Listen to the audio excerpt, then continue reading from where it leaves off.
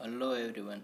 તો આપણે છે એક નેક્સ્ટ ઇમ્પોર્ટન્ટ ક્વેશ્ચન જે ક્વેશ્ચન નંબર 7 ઉપર તમને કૌટિલ્યમાં આપેલો છે એ પણ શું તો કે what is the structure of a lyric અથવા તો પોએટિક ટેકનિક શું હોય છે લિરિકની, તો આપણે એ સમજીએ.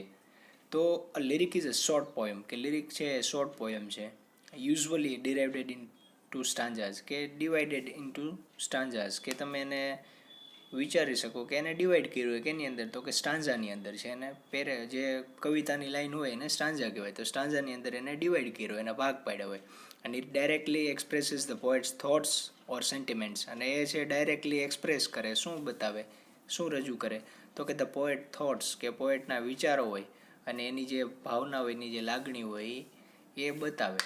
તો અહીંયા સુધી આપણે જોઈએ. હવે નેક્સ્ટ આગળ જોઈએ તો આગળ જોઈએ આપણે હવે તો કે it is a short poem about feeling and emotion or a single idea કે એક શોર્ટ પોયમ હોય કે જેની અંદર ફિલિંગ બતાવ્યા હોય, ઇમોશન બતાવ્યા અને કોઈ આઈડિયા બતાવ્યો હોય. It is a poem which turns on some single thought or feeling or situation and it is characterized by brevity. તો આની અંદર છે બધી વસ્તુ હોય, થોટ હોય, ફિલિંગ હોય, સિચ્યુએશન હોય અને એને જે કેરેક્ટરાઇઝ કેવી રીતના કર્યું હોય તો કે બ્રેવિટી અને સંક્ષેપની અંદર સંક્ષેપીકરણ છે કરીને આપણી સામે રજૂ કર્યું હોય. And it is an expression of a single emotion, અને આ એક પ્રકારનું સિંગલ ઇમોશન હોય છે ખાલી. The lyric basically the basic quality of a lyric is a feeling rather than thought. The lyric is a musical composition કે basic quality હોય લિરિકની એ શું હોય તો કે ફિલિંગ કે એને છે અનુભવવાનું, રેધર દેન થોટ કે વિચારવાને બદલે એને અનુભવવાનું, અને એ છે કેવું હોય તો એક મ્યુઝિકલ કમ્પોઝિશન તમે કહી શકો. The lyric was sung in the ancient Greece to the music of a lyre કે એક લેયર નામના જે તમને ખબર અમે વાત કરી ફર્સ્ટ લેક્ચરમાં વાત કરી હતી કે એક ઇન્સ્ટ્રુમેન્ટ આવે છે કે જેને વગાડી શકાય છે કે એના દ્વારા છે એ ગાવામાં આવતું પહેલાં એન્શિયન્ટ ગ્રીસની અંદર, અને therefore it has become a musical composition. એટલા માટે પછી એ સમય જતાં શું બની ગયું તો એક મ્યુઝિકલ કમ્પોઝિશન બની ગયું. અને in the modern world the lyric is sung to the music of the guitar. અને અત્યારે મોડર્ન એજની અંદર આપણને ખબર છે કે ગિટાર દ્વારા પણ સંગીત છે અનુભવવામાં આવે છે, વગાડવામાં આવે છે. ગિટાર ઉપર પણ અલગ અલગ ટ્યુન છે વગાડવામાં આવે છે. અને but there are many lyrical poems which are unsuitable for singing, પણ એવી ઘણી બધી મ્યુઝિક છે લિરિકલ પોએમ હોય છે કે જે શું હોય છે તો કે they are unsuitable for singing કે જેને તમે ગાઈ ન શકો. And they do have a musical quality, પણ એની અંદર છે મ્યુઝિકલ ક્વોલિટી તો હોય છે. Moreover the lyrical poetry is always very much alive. એટલા જ માટે તમે કહી શકો કે મ્યુઝિકલ પોએટ્રી હોય એ વેરી મચ અલાઇવ કે વધારે પડતી જીવંત હોય. And when we read the lyric, અને આપણે જ્યારે લિરિક છે એ વાંચીએ છીએ, we feel that it might have been written yesterday, અને આપણને એવું જ લાગે કે આ હજી ગઈકાલે જ છે લખેલા છે. But the subject matter of lyrical poetry has remained the same for century after century. પણ જેનું સબ્જેક્ટ મેટર છે લિરિકલ પોએટ્રીનું એ તો એવુંનું એવું જ રહે છે સદીઓના સદીઓ સુધી. The subject matter of the lyric has been love, અને જેનો સબ્જેક્ટ મેટર છે એ કેવો હોય છે હંમેશા લવ, પ્રેમ હોય છે. The love between man and woman or the love between young boy and a girl is always favourable subject for lyricist. કે જે ઈ લવ બતાવ્યો કેવો તો કે બિટવીન મેન એન્ડ વુમન કે એક પુરુષ અને સ્ત્રી વચ્ચે પ્રેમ બતાવ્યો, અથવા તો કોઈ યંગ છે બોય અને યંગ ગર્લ હોય એને બંને વચ્ચે જે પ્રેમ બતાવ્યો એ ફેવરિટ હોય લિરિસિસ્ટ માટે. And there is other kind of love, અને બીજા પ્રકારનો પણ લવ હોય છે દુનિયામાં. The love between God and man or man's love for the beauty of nature is very common in lyric. કે બીજા પ્રકારનો પ્રેમ તમે જોવો તો કે ગોડ અને મેન કે જે ક્યાંનો બતાવ્યો હોય તો કે ભગવાન અને માણસ વચ્ચેનો પ્રેમ બતાવ્યો હોય, અથવા તો માણસનો છે કુદરત સાથેનો બતાવ્યો હોય સંબંધ બતાવ્યો, પ્રેમ બતાવ્યો હોય કે જે ઘણી વખત કોમન હોય છે લિરિક્સની દ્રષ્ટિએ તમે જોવો તો. The sadder and the darker subjects such as hatred, fear, grief and death have also inspired the poet. અને સેડર કે જે દુઃખદ અને જે અંધારાવાળો સબ્જેક્ટ તમે કહી શકો કે જે કાળો કહી શકો એ કેવો સબ્જેક્ટ તો કે હેટર્ડ જે નફરત હોય, પછી ડર હોય છે, દુઃખ હોય છે, મૃત્યુ હોય છે, તો કે આ બધી વસ્તુ પણ પોએટને ઇન્સ્પાયર કરે છે, પ્રેરણા આપે છે. The lyric gives us the poet's experience and feeling connected with it. અને લિરિક છે આપણને શું કરે છે તો કે experience and feelings connected with it, કે આપણને એની સાથે કનેક્ટ કરી જાય છે, જોડાણ કરી જાય છે. In the shortest and the simplest form. અને એ પણ કેવું તો કે બહુ શોર્ટેસ્ટ, બહુ નાની રીતના અને સિમ્પલેસ્ટ ફોર્મ, બહુ સાદી એવી ભાષાની અંદર.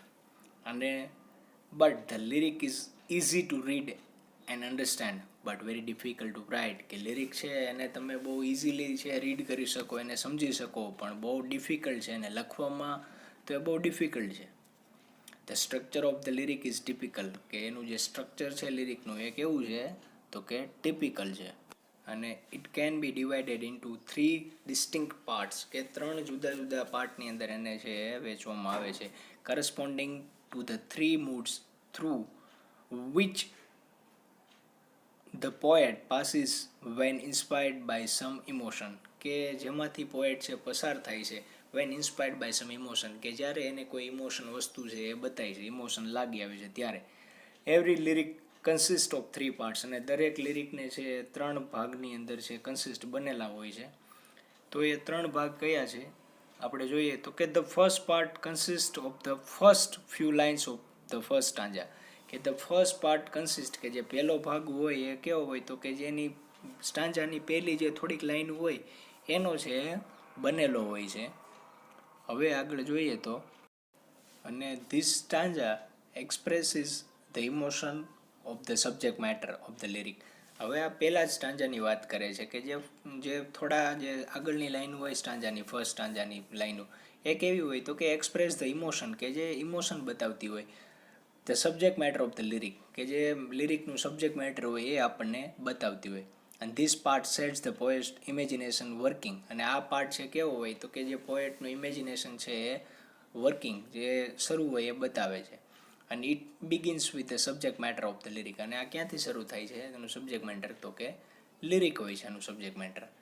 The second part of the lyric form the bulk of the poems. અને જે બીજો ભાગ તમે કહો જે લિરિકનો ફોર્મ હોય એ કેવો હોય તો કે એ મુખ્ય ભાગ છે તમે કહી શકો of the poem. And it consist of the thoughts suggested by the imaginations and emotion of the poet. કે ઇટ કન્સિસ્ટ, કે એક શેનો બનેલો હોય કે the thought suggested by the emotion of the poet. કે જે પોએટે પોતાના ઇમોશન અને પોતાના વિચારો છે એ રજૂ કર્યા હોય એના દ્વારા સજેસ્ટેડ હોય. અને in the second part it is well advanced in intensity and therefore the expression reaches its highest pitch of the eloquence or patience. કે એનો જે તમે ઇન ધ સેકન્ડ પાર્ટ તમે બીજા ભાગની વાત કરશો તો કે કેવો હોય તો કે વેલ એડવાન્સ હોય, કે એની જે તીવ્રતા હોય એ વધારે હોય. અને એટલા જ માટે કે એના જે એક્સપ્રેશન હોય ક્યાં સુધી તો કે હાઈએસ્ટ પીચ છે, ઊંચી જગ્યાએ જાય, જે એલ્ક્વિન્સન, કે એનું જે વક્તા હોય એ કેવું હોય જે લાગી આવે. ઓર ધ પેશન્સ, કે જે તમને જુનૂન છે એ ચડાવે, એ એનું કામ હોય. તો સેકન્ડ પાર્ટ છે એ મોસ્ટ ઇમ્પોર્ટન્ટ પાર્ટ તમે ગણી શકો. And the final part of the lyric is generally short that forms the last stanza of the lyric. કે the final part of the lyric, કે જે લિરિકનો ફાઇનલ પાર્ટ હોય એ કેવો હોય જનરલી શોર્ટ હોય, કે એ છે જનરલી નાનો હોય. And that forms the last stanza of the lyric, કે જે બનાવે છે આપણો લિરિકનો last stanza. And in this part the poet returns to his initial mood. અને આ લાસ્ટ ભાગની અંદર જે પોએટ હોય એ શું કરશે તો કે એનું જે ઇનિશિયલ, જે એનું ખુદ જે મૂળ, એનું મૂડ હોય એની અંદર એ પાછા આવશે. અને this part is more intellectual and in character, embodying a judgement, a pointed summary and an ending with a parting smile or sign. કે જો આ પાર્ટ હોય છે કેવો હોય તો કે વધારે પડતો બુદ્ધિમત્તાવાળો હોય છે કેરેક્ટરની દ્રષ્ટિએ. પછી એનું જે મૃત સ્વરૂપ બતાવ્યું હોય એ જજમેન્ટ હોય. અને અપોઇન્ટેડ સમરી, કે એની અંદર જે તમને સંક્ષેપીકરણ પોઈન્ટ કરીને બતાવ્યું હોય. And ending with a parting smile or sign, કે જેની અંદર તમને છેલ્લે છૂટો પડતો એવું એનો ભાગ હોય કેવો હોય તો એની અંદર કોઈ વસ્તુ સ્માઇલ બતાવી અથવા કોઈ સાઇન બતાવી હોય.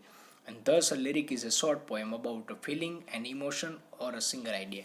એટલા જ માટે છે તમે કહી શકો કે જે લિરિક છે એ શું છે તો કે એક શોર્ટ પોયમ છે about feeling and emotion or a single idea, કે જે શેના વિશે હોય છે તો એક ફિલિંગ હોય, કોઈ લાગણી હોય અને ઇમોશન હોય, અથવા તો એક સિંગલ આઈડિયા, એક નાનો એવો વિચાર હોય. તો આ આપણે એમનું જે સ્ટ્રક્ચર ભણ્યા, જે આપણો અગત્યનો તમે કહી શકો ક્વેશ્ચનમાંનો એક છે. હવે નેક્સ્ટ ક્વેશ્ચન છે નેક્સ્ટ લેક્ચરમાં આપણે જોશું.